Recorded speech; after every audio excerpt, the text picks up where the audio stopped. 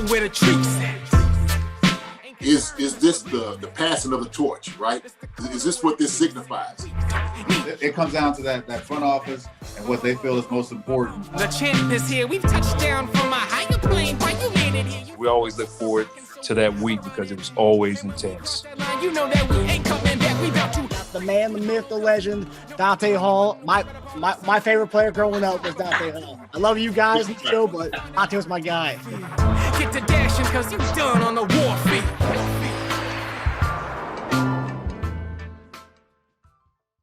This episode of Chief Concerns is brought to you by betonline.ag. Hey there, Marcus Dash here from Chief Concerns.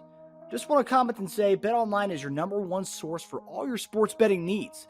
Get the latest odds, lines, and matchup reports for football, baseball, boxing, golf, and much more. BetOnline continues to be the fastest and easiest way to place your wagers, including live betting and your favorite casino and card games available to play right from your phone. Head to the website or use your mobile device to sign up today and get in on the action. Remember to use promo code BELIEVE, BLEAV, for your 50% welcome bonus on your first deposit. Bet online, where the game starts. Hey guys, welcome to another episode of Chief Concerns, your post-game show. And, we're ending 2023 the same way we began 2023, and that's the Chiefs have won the AFC West title for the 8th straight time. This is remarkable. I know through the season we go through ups and downs, but it's a feat that, doesn't happen often. It's tough to win one divisional title, right, JD? Let alone 8 straight in the AFC West of all the divisions. So it's a commendable thing. We should all be happy as Chiefs Kingdom. Everyone should be happy and kind of relish and take this in because, this is something that, we 10 years ago, we didn't think we could be winning 8 straight AFC West titles, but here we are.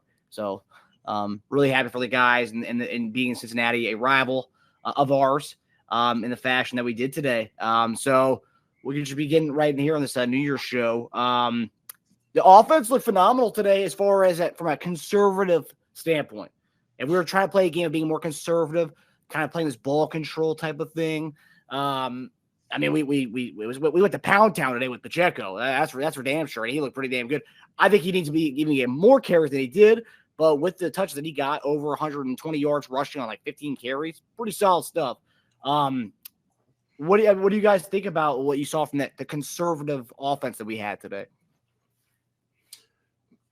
I loved it. It came out, I guess, I forgot who did the report, was speaking on where they were saying this thing was a little bit difficult. They didn't like the rotation. The rotation was a problem, an issue for them. I know they're just now understanding this week 17, but I think we were talking about this probably week number 2 or 3, that it didn't look like that was going to be sustainable. And one of the things I made a point was, if you're not putting guys in with their skill set and you're just rotating guys in and out, and you might find a smaller guy on the outside and trying to do different plays, that's irresponsible to me. So I'm glad they at least addressed it. I'm glad they changed some things up. You could tell that the rhythm was different.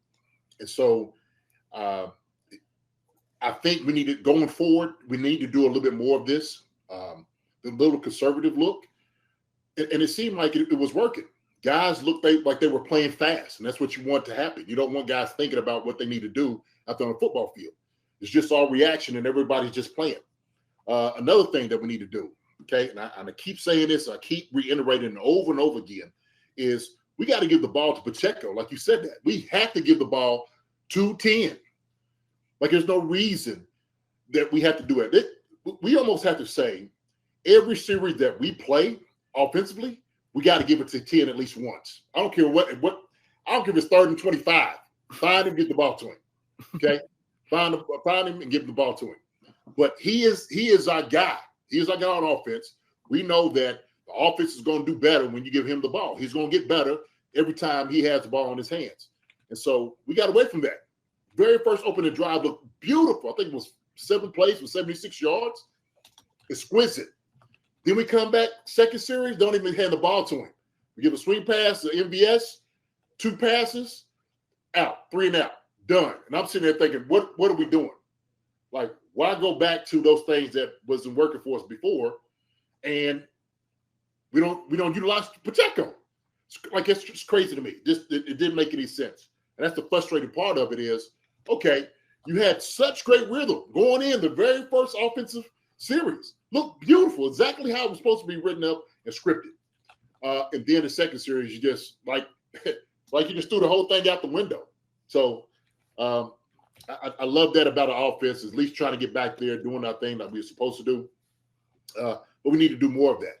And we need to find Ford more. We need to find Travis more. But Richie James, those guys that came out here and started playing and making some plays, Justin Watson, same thing. These guys need to get looks. Noah Gray need to get looks. So that's what I think offensively. Defensively, first half was a little challenging. And the reason it was is because we kept finding Bolton isolated against McKinnon, which was a problem. That's the issue. And I was trying to tell my guys, I'm like, look, man, you got to realize Joe Mixon is probably one of the better running backs catching the ball out the backfield. Oh, yeah. It's going to be a tough task for any linebacker to keep up with him one-on-one. And so it was a tall task for Bolton to do in the first half. And you can see the frustration of it. Well, part of the things you do to change that is you bring a little bit more pressure. And you got to change up maybe some of the coverage on how you're doing it. So I think we got that situated. Spags got him settled down a little bit more. I love the chippiness. I loved it, okay? Because you start getting Jamar Chase and all those guys a little bit angry, get them out of their game. So I think as far as like game plan-wise, what everything looked like this game, everything looked good. What I'm going to say real quick about Buckner, look, guy was incredible. So 6 field goals, things that we need, he was money all night. This is my MVP for the night, no doubt about it, him and Pacheco. So, yeah, that's it. Yeah, Bucker won a lot of people out there, some fantasy leagues, if you had him in the fantasy finals. Oh, yeah. Teja, what were your takeaways? Because I know we were talking throughout the game, and you talked about obviously the conservative approach that we had, but we took a little bit more deep shots today than we have, and that was something that we kind of talked about during the week. We weren't taking that many deep shots, and it looks like the kind of conservative approach, the handing the ball up, allowed us to do a little more of the play action, a little PA bomb action, which we only connected on one of them, but like we tried them more. But what was your overall take on offensively? I thought we connected Watson and then Rice, right? Yeah. We should have had more. MVS. That's all I gotta say. To go back to what Jay said about being conservative, I just feel like we're so, and we saw it early in the second half, we got away from running it again. I feel like we're so obsessed with trying to get some of these receivers past their rough patch. I feel like we just want to get them beyond it so we can just rely on them and just run a normal offense again, not have to worry about getting guys on and off field. We're hearing about that in week 17. It's cool that they're willing to readjust and try what works, but it also shows a level of desperation too, to a certain degree, right? The running game came back. It just shows you how important Pacheco is to this team. And another reason why I said on the betting show that I would not overlook prioritizing another running back, because if Pacheco goes down, we're in big trouble. We're in big time trouble. Those tough yards, those tough 5 to 7 yards don't come easy, and he's really good at picking them up. It gave us a lot more third and shorts, which was so frustrating, which made how bad we were on third down so frustrating. We were 3 of 12. That's our second worst mark of the season, I believe. We've only had 2 games where we were worse than that. That was Jacksonville and Denver, both wins, which is funny that, we've had 3 of our worst third down performances and we got wins in all of them. But it's only the second time we beat an opponent despite having a worse third down percentage than them. And then red zone, it's just been the story of our season. We just get down there. We can move the ball. We can move the ball pretty well. It's just we get down there anytime, not even beyond the red zone, like the 30 or 40. Once we get to their side of the field, we just don't play the same way. It's really frustrating. 1 of 3 again. And I hate to be a negative, but we lost time of possession by almost 9 minutes, which is crazy. And Miami's the only other team that we beat despite losing time of possession. So that's just interesting that it's not going to come that often, but it was a weird game. And since I think it's partly because Cincinnati had the ball so much in the first half, our defense was I feel like our defense does that sometimes. They stay on the field longer than they should earlier in the game. And while they're doing that, they're kind of just figuring it out like an AI system, figuring out their strengths, how they're getting down the field on us. Like we're really stretching out their drives and making them call a lot of plays. I don't know if that's a strategy of Spags, but it's pretty genius because he makes great adjustments in the second half, and we adjusted to it. But yeah. Yeah, I don't think it's that. I think what it is like everybody, like you said, everybody's trying to adjust for what's going on. Our defense just wasn't making the plays to get them off on third down. They just wasn't doing it, and so that was the main reason. But also too, I didn't see Spags really bring in any type of pressure as well. Yep. So you don't want to, you figure things out early, and so what I start seeing is okay. They're running 4 guys out, and there was that check down. So we're talking about check down and start checking down to McKinnon. And that's what was hurting us, because then you have Nick Bolton trying to run after McKinnon the whole night, which is just hard. You're sitting there trying to watch the quarterback, and all of a sudden the back comes out the backfield. Now you got to run all the way over here to try to get him. He got a couple of first downs just leaning his shoulder and getting it, up the field. That made Bolton a little tired. So you want to make his job a lot easier. What makes the job a lot easier is those 4 guys up front, okay, getting to the quarterback. And so Browning did a good job kind of getting the ball out of his hand. He was utilizing his check down. And he's a good quarterback, man. Just kind of watching him, he's a legit guy. He's a legit guy. But and what I've seen, like he was talking about, like the deep passes, you have those things that's open. It's the same thing they kept bringing that 8 in the box, bring the safety down, because that's the way that Vegas played us last week. And they knew it. They was waiting for the short passes, right? Because we do all the short passes. Supposedly people call it check, but we're not checking down. It's the short passes, trying to get to Kelce, double Kelce up. Who else is going to get open, right? They know we do the swing passes. I think last week was an anomaly because we did so much of it. And going to your point, trying to get guys going. Now here, I think is a good thing. Okay, I don't think it's a problem with that whatsoever. Just don't be so loyal to it that it takes you out of the rhythm that you should be doing, like pushing the ball down the field. Okay, I think MVS is definitely a guy that you got to get going. I like the swing pass to MVS, to be honest with you. Okay, because it gives him confidence. Like a guy that's struggling, give him something he can handle. Give him some confidence. Now. Didn't do that much good, though, did it? Well, I think, look, he had the drop pass, all right? He had the drop pass. 2, right? Well, the one I do know, the one that was behind him, he should have caught, right? It was on his hip. He could have caught that. And it's just so frustrating because I feel bad for him. I really do. So do I. He was struggling. I'm like, Dad, God, come on, MVS. Like, you just need that. And that's why you see Travis come over, try to console him a little bit, like, hey, man, keep your head up. The worst thing you possibly do is come to the sideline and ain't nobody tapping you on your shoulder like, hey, man, don't worry about it. It seemed like everybody parted him like the Red Sea. It's like, oh, get away from this. It's like the virus. We don't want to catch the virus, right? So what did you think of because there was a clip that happened after that drop there where he had both hands on and he dropped it on that play. Afterwards, he did a thing where he was like motioning, like it seemed to me like he was like telling Pat, like you put it behind me, like bring it in. And I posted it online, like like usually when a receiver drops pass, you usually see like my bad, but like instead he's like it looks like he's like telling Pat, like, dude, like right here. No, I see receivers do it all the time. Like, hey, man, like put it out in front of me. I get it. I get what he was saying, but the thing is, you have your hands on the ball, catch the football. Yeah, catch it. He had open grass in front of him, right? And he had a legitimate gripe on that play. He had a legitimate gripe. If Pat leaves him, he's catching the football, man. He's hitting his head on the goalpost. So I feel like if he's not having the terrible year he's having, he wouldn't even make that excuse in the game, though. I feel like because he knows in his head how many drops he's had, and it's a big thing in the league. Everyone knows it. It's media. KC media's all over him. He's like, he has to like justify every single drop. Like, no, that doesn't count. It was back here. It's like, dude, just play. Just like next play.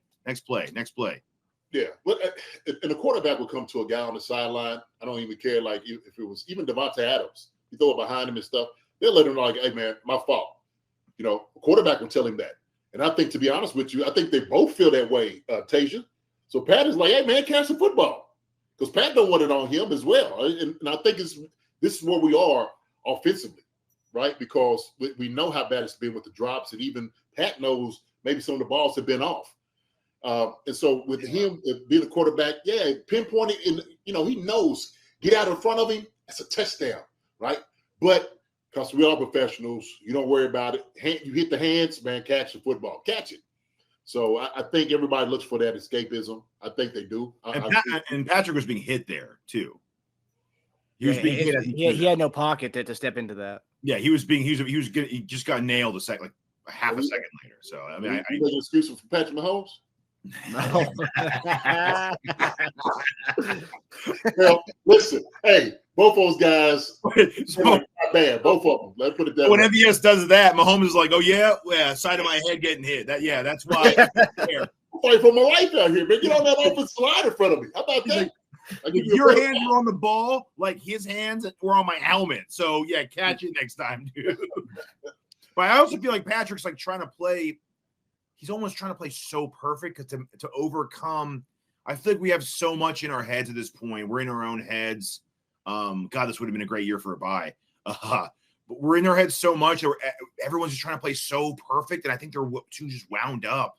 And they're in their own heads way too much. Just way too much. But that's the reason why you run the football. Because it gives you like a little bit of that break. It gives you a little bit of that confidence where, now I hand it off and he's making yards. You just keep advancing the football, keep advancing it, keep advancing it, keep advancing it. And so getting into that rhythm, we can get the ball out your hands kind of quick. I think we've seen Pat throw one to Pacheco, was a check down. And Pacheco was money in the receiving game too, man. He had an incredible game. Yeah. That's the Pacheco we needed. The way he came out last week, you could tell he was a little tenderfooted, running around. Just like, I'm not quite sure. This week, he let it rip. Yeah, totally different guy. But I think, he kind of came out Kelce, too early. It was a third down. He threw a swing pass to Pacheco in the flat, the check down. But yeah, he's trying to play perfect. I get it. I get that point. I get that point of it. But they have to, right? Like you said, all eyes are on them. And so every little thing everybody's looking at and keeps bringing up all the drop passes, all that. That's what they're hearing. They're hearing that. But my thing is, I'm glad they're kind of going this course because for them, this team, they don't need a bye. They don't need one. They don't need a break. They need to keep getting better week in and week out. That's what they need. They need that hard. Yeah, they need that hard journey. They need that. And so hopefully it's just refining them to get them better to what they need to do. But yeah, we look, and I'm going to say this because I've seen some people talking about the offensive line. Our guys need to run the football. Okay, Wanya Morris needs to run the football. When you leave him one-on-one over there with Hendricks and those guys, that's a problem. That's the guy we need to be helping and chipping us sometimes. We just got to know. Some things we just got to know. Mm-hmm.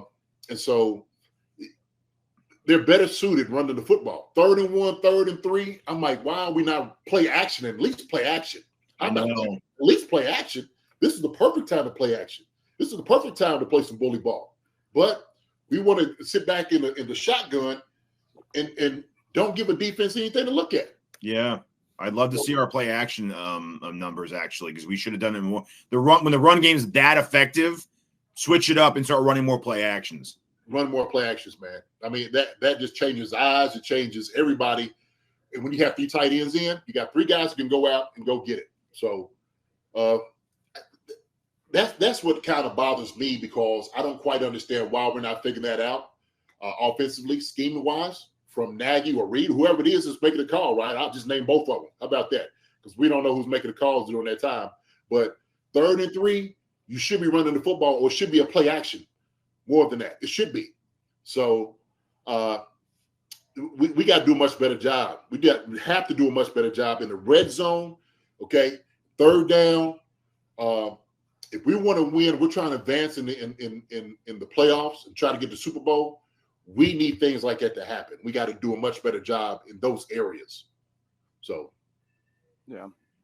And on the touchdown that Pacheco had on the receiving touchdown in the first quarter, if you took a still, someone took a still of it from like the kind of the bird's eye view look of it. Rashee Rice was doubled. yeah. Kelce was doubled, wide open in the middle of the field for Pacheco to eat. I mean, I'm curious how many other times when they're playing us like that, where there is a guy wide open like that in the middle of the field, i.e. Pacheco. And there's a point in the game where it was only Noah Gray, Rice, and Pacheco were the only three guys who had touched the ball at one point in that game. Like it was for first half. I think it was primarily the entire first half was just those three guys who had touched the ball, which I thought was pretty interesting. What do you make of Kelce? Kind of them limiting Kelce, make them obviously he's getting doubled, but like, what did you think of him not getting the ball? I mean, do you think we need to make a more of a concerted effort to get him the ball? I mean, even if it is kind of like a quick screen in the first quarter. I mean, what do you think? No, look, that play, first going to that play, man, it was a great play design, actually, because you had three guys and it was all spacing. So what you do is Kelce's running off two, and Richie James is running that back, baseline is what he's going to run. So he opens it up. You have another one running them off, and then he runs the arrow or the halfback angle right behind it, and it just opens up. It was beautiful. Matter of fact, when he comes in motion to the diamond look with the four guys, you see the defensive end kind of walking out there. He actually winds all the way out. He didn't even line up where Pacheco was, so he gets a little bit wide. His whole alignment just messed him up. And so when you had to have him being the guy that was on man with Pacheco, he was already lost because he didn't know where the leverage was. So it was that in itself, man, was a good play design. So sometimes Kelce he's going to lose out on those battles because they know the one guy that can't beat you is Kelce. And I get it. Every time he's coming off, they play in the combination coverage with Kelce. Beautiful thing. We did the same thing with Jamar Chase. How do you negate that? Well, you disguise it, run a little bit doubles, which you can, maybe a little bit low coverage coming down. Rob the guy that's coming around in the flat or, on the shallow cross. But Kelce sometimes knows games like this, he may not be the one that's going to be able to kill you. And so I know it's frustrating for him, but he'll take this win. If other guys are eating, Kelce is a guy that I think he's very unselfish. So if these other guys are catching balls and doing that, he's fine with them. He is absolutely fine with it. We were talking about it, me and Billy Babe, shouts out to him. The Babes, another tight end that we played together, we were talking like it looked like Kelce was jogging on a couple of routes. And I said, well, he's jogging because he knows it's not going to be open. He's still taking two. And so they just trying to wear him out as much as possible. And that's frustrating for Kelce, man. But they said there's no way they were not going to let 87 beat him. And so when you had one-on-one with Kelce, Patrick took him. And so little things like that when he got the first down, that was a beautiful throw, running the out route. But I think, man, you try to get him going. He's another one. Teja, you know how you was talking about those little screens and stuff? I think you throw one to him, try to get him doing something. But the one he just owns the middle. I think that's where you get the ball to him in the middle, man, and just let him have a little bit more space to work, So however you do that, man, to get that to manufacture, I think that's the way you got to go. Career high for Pacheco rushing, by the way, 130. Oh, Killing him. Give him his flowers. You don't think he wants to get to 1,000? By the way, come on, man. How far is he? And after that game, I think he's at 935. Damn. Okay. So how many games he missed? He missed 2, 3. 1, 2, 3, 4, 5, 6. He missed Buffalo, I think. 13, 14. He's played in 14 games. Okay. So yeah, he's missed. So he's missed 2. Two, and then they include the half of the Raiders game. Yeah. Yeah. He had it easy. So I did a little digging on Kelce.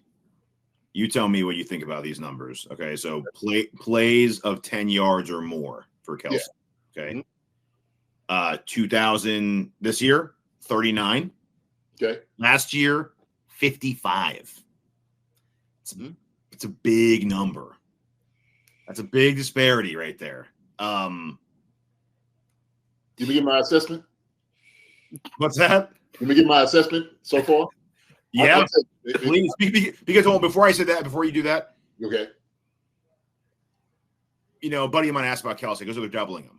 But in my mind, I said that, and I was like, he's been getting doubled for how many years now? He's been getting bracket for, I mean, this isn't the first year Kelce has a lot of eyes on him, right? So it's like, we can't just say, oh, teams don't want him to do well. Well, obviously, like no one does, right? Like that's always the plan. So anyway, go on, please. Kelce has not been doubled and bracketed as much as he has this year. This without a doubt has been the most I've seen Kelce get bracketed and doubled, and even triple covered. Matter of fact, we would talk about it, the tight ends, that we couldn't understand why teams weren't doing it more. Yeah. Seriously, I mean, the previous years when Kelce's killing you, and I think maybe because defenses just thought, well, okay, well, we got guys that can kind of match up with him, and he was just killing them. That's what they were doing. So now what they started doing, especially this year, because you don't have anything on the outside, you don't have any receivers to throw to, double Kelce, take him out of the game. And so it has been completely a different year for the doubling than what we see. I know that for a fact, just watching over the years, he has not seen this type of like defense that he has seen this entire year. That's the truth. So that's why he's frustrated. That's why he looks kind of slow. That's why they know we'll man up on everybody outside, because who you going to throw to?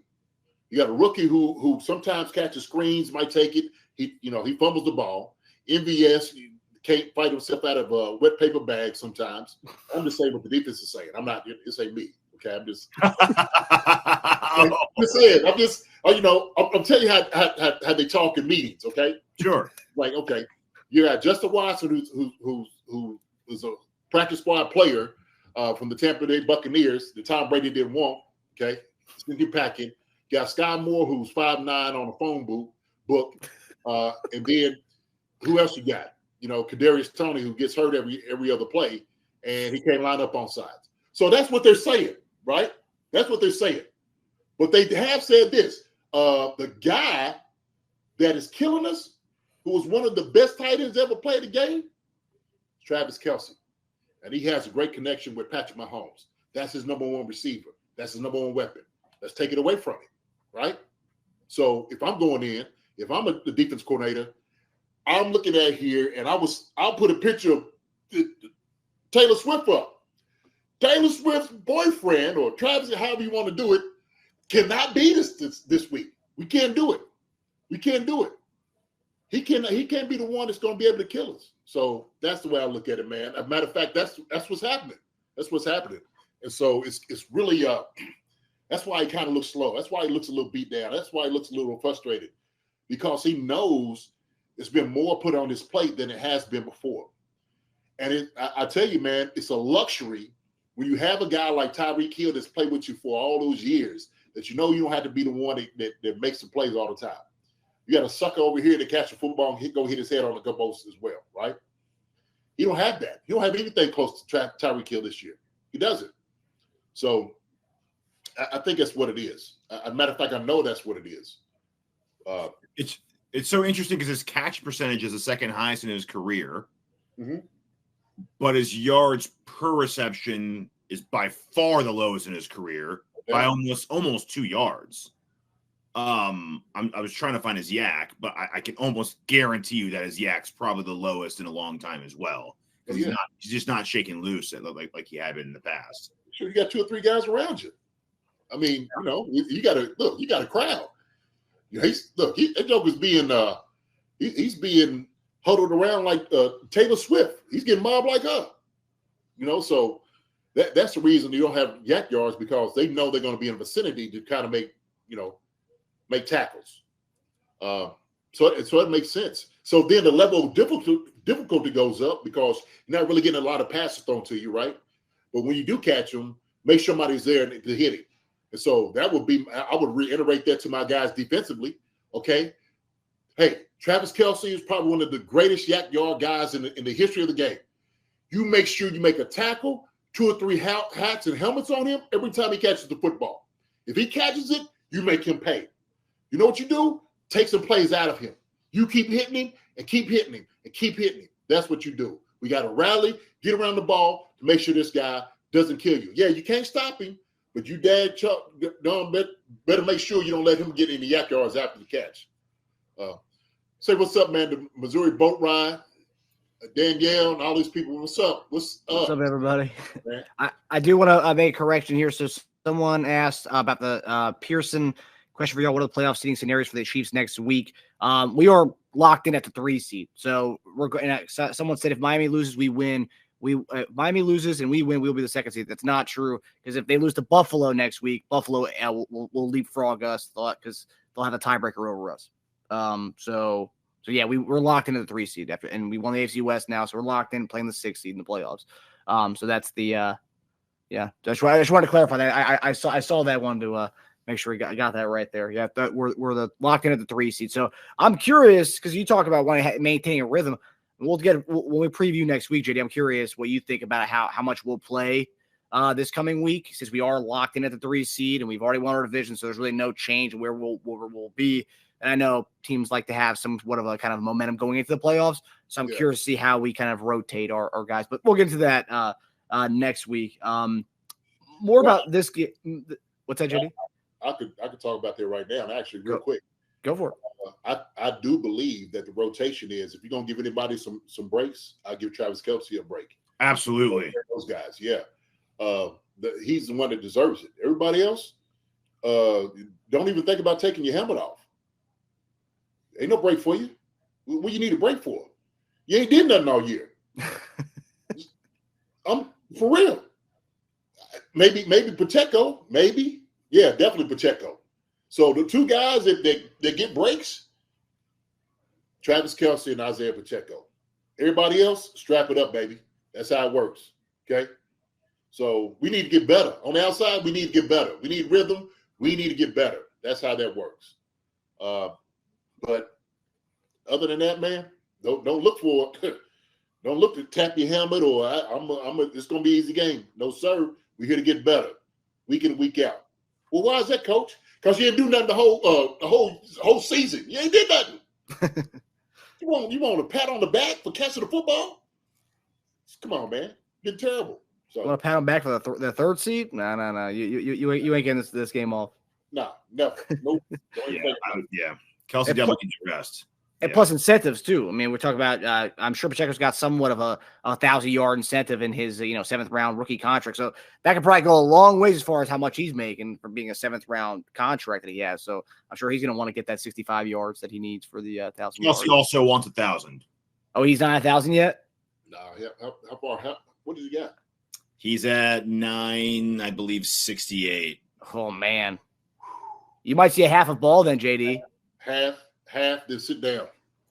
Yeah. Half and sit down. Have a seat. Man, if it takes only a half, sure. if you do that in this game, half would have done nothing. I know it. Yeah. So you might need the whole game for that. The way he's been playing, the way we've been playing, you might need 2 games for that. Yeah. So before, I know JD kind of touched on defense, and we want to get out of here for New Year's festivities for everybody. But wanted to kind of give flowers to some of the guys on the defensive end, but also want to talk about kind of the second half. I mean, Teja kind of alluded to it, where it's like first half of games, we're figuring the offenses out. You guys both said that we're figuring offenses out. And then we just get better throughout the game. And second half of games, I don't even know what our plus minus differential is in the second half of games this year with our defense, because we dominate teams in the second half of games. But today, I mean, 6 sacks. I think majority of that came in the 4th quarter. We were just fucking throwing. Sorry, excuse my language. We were throwing everything at them. Justin Reed, back-to-back sacks.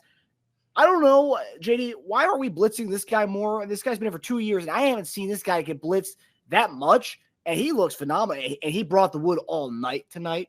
Yeah. All night he brought the wood. Sorry, Marcus, not counting today, we're 3rd in the NFL in points allowed in the second half. Oh, okay. So 3rd least. 3rd least, yes. Yeah, okay. That's awesome, man. Shoot. Yeah. You can tell that, though. But I do believe that, he definitely makes a case. Look good doing it. Great timing. We've seen the one that Steve tried to come off the edge from the corner blitz and he pulled up for some reason. No idea why he did it. No idea. But Justin Reed seemed like he has a whole different motor. You see him throw it at the running back down? at the end. He tossed him to get back on that almost that other sack that he had. And so you need a guy like that. You need a guy that's hungry. But man, he looked good. He looked good coming rushing that B gap. And so if you have guys that are okay, on the line of scrimmage, the 5 guys up front, both tackles going to have defensive ends. Okay, center and guard is going to have probably Chris Jones. 90's going to have one-on-one with the other guard. That leaves Justin Reed one-on-one with the back. That's perfect. I think that's what you need to do. You need to bring that each and every time. Because if you don't double up Chris, then Chris is going to beat you one-on-one. So that's the way I look at it, man. You need to do more of that because he looks good. And he made that one running back look mixing. He made it look like it was a rep in training camp. Yeah. Like he just went around him. Oh, it was beautiful. Absolutely beautiful. And also too, so Justin Reed was one guy. Obviously, I think that this year, mainly second half of the season, you've seen him. He's brought the most energy we've seen. Obviously, 2 years in with the Justin Reed being in Kansas City, but he's looked so good. Second half of the season, he's looked phenomenal. But the other guy I want to give a shout out to is George Karlaftis. Yeah. 2 sacks tonight, making 11 sacks on the year with one more game to go. And this cool stat I saw from our guy Charles Goldman of Chiefs Wire. He's the first non-Chris Jones defender to hit 10-plus sacks in a season for Kansas City since D Ford in 2018. So, wow. Yeah. Both homegrown, too. Both draft picks. Yep. Yeah. Good for him. He got the 10 before Jones did. Carl. Yeah. Oh, wow. Yeah. So they credited him to the half on that Omenihu one. So he got 1.5 today. Oh, really? They didn't give him 2? Yeah. I think they gave Omenihu the other half of that. Oh. Right. But he's at 10.5 now, and Jones is at 9. So Jones is playing at least a half next week, too. I thought Chris had 8.5 before the game. Didn't he get 2 today? I thought he had 1 today. Yeah, he's credited with 1. Just credit for 1? Okay. He's got 9.5. So good bet for next week. Chris Jones sack. There you go. Yeah. Chris Jones sack and Kelce 30-plus yards. Put your mortgage on it. Don't do that. And Pacheco 50 yards rushing. Yeah, exactly. Yep. All the milestone bets. Teja, I was looking at Mixon, man. 65 yards rushing, man. I told you. Well, hold on a second. Hold on, JD. You see how many carries he had? His over-under line was 10.5. He ended up with 21. 21. Double Yeah. his line. I know it. They was hoping he was going to – I told you, though. They was going to try to run him. They But I was right on my logic. His yards per carry was 3.1 yet again. So even if he had, 15, it still would have hit. My over would have hit. Damn, I know, man. Well, it doesn't matter. Kelce blew it anyway. So, little preview for what you guys would see if you watch our betting show. This is what we do the entire time. Yeah. Yes. But before we head out here, anything that stood out defensively? I know I should give a shout out to Justin Reed and Karlaftis if you guys wanted to. If there's anybody specifically you wanted to give a shout out to, and if you wanted to comment on that little spat that Willie Gay Nomena had on the sideline. Man, look, I love Snead coming at Jamar Chase. Snead, who wasn't supposed to play today. He's an animal. And when I'm telling you, he comes in, the quiet storm, man. That's what I'm trying to tell you, man. He's a silent assassin. He comes in, he's just in their face all the time. And he's just playing ball, man. Yeah. We're going to start, really, giving him his shine. That's what I don't understand. And it's week in and week out, the best receiver, Snead, is traveling with him. He's taking him, and he is shutting them down. He is shutting them down. So and he hardly had training camp preseason time. I know it. Yeah. So basically, the first 4 weeks was his training camp and preseason. Yeah. Yeah. He's a baller, man, in a bottle, and that's the thing about him, man. You pop him off, he's ready to go. Gronk was giving him his due this last week, by the way. Was he? Yeah. He was just saying that's the one guy he wouldn't want to play against right now. Oh, yeah. Really? That's high. That's high mark. Yes, it is. Yes, very high mark. So take that to the bank, Snead. He is going to take that to the bank. So, look, I was saying that he was the one, the genie in the bottle. So I got me a nice little bottle, and look, I don't do this often because I done got out of really sipping and drinking. Okay, but what I'm gonna do is for a cheer for a team that nice. we had. Okay, I'm gonna pour me just a little of this bubbly. All right, have this.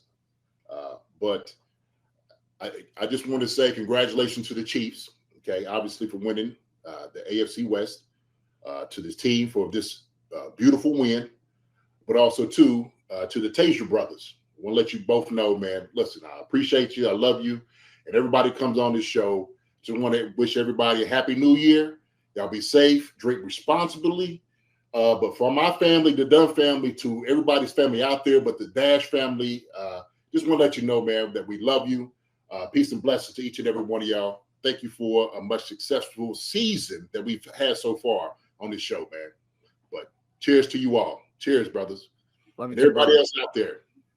I don't have champagne, but I love you, man. And I'll say the Teja brothers. I'm gonna remember that you call it the Teja brothers. My fault. Did I say Teja brothers? He's the Teja brothers. He's gonna hold that. Yeah, I was like, ooh, okay, yeah, Dash brothers. yeah. I Good, man. like that. The Dash brothers. There you go. Same to you, man. You said it well. Same to you, man. Thankful to be you guys that included me, have me on here, talking Chiefs nonsense, and yeah, it's win or lose is always a good time, because win or lose, there are always concerns. Hey, there you go. It's a little catchphrase right there. Yeah. A new advertisement coming in the new year. That we're going to use that right there. But we hope everyone has a very obviously a happy and great New Year's with your family, friends, whoever you choose to celebrate with. I hope everyone has a safe night. You are going out. I'm going out tonight. But Tej and I are going to be going to a bar in DC. We're going to be safe with it. No driving, no drinking and driving. Uber everywhere. They make it easy for us nowadays. So, Uber and yeah, I hope everyone enjoys themselves. And yeah, love you, brother JD. Love you, man. Yeah. Oh, you guys. One more thing before we go, I want to give a little schedule before we go. I always have to give the schedule to everybody. Sure. So tomorrow, JD and I will be doing a grade show, 7 p.m. Eastern Standard Time on our YouTube channel. That's Chief Concerns. Wednesday, JD and I will be back on Bleacher Report to preview the final game of the season. And then Friday, we'll have our betting show on YouTube. And then Sunday, right back on Bleacher Report for our post-game reaction show to end the season finale of the Chiefs and Chargers. So, yeah, keep it on your calendar. Everybody else, love you guys. Happy New Year. JD, love you, brother. Love you guys. Happy New Year, man. Yeah. Everybody out there, Chiefs Concerns family, Happy New Year to you all, too. All right? Happy New Year, everybody. You support them. Hi, everybody. Thanks for watching. Subscribe here to get the latest from the show. Also, be sure to check out the best clips from Chief Concerns. And if you prefer to listen to the show, subscribe and follow us on Apple Podcasts, Spotify, and anywhere else you get your podcasts.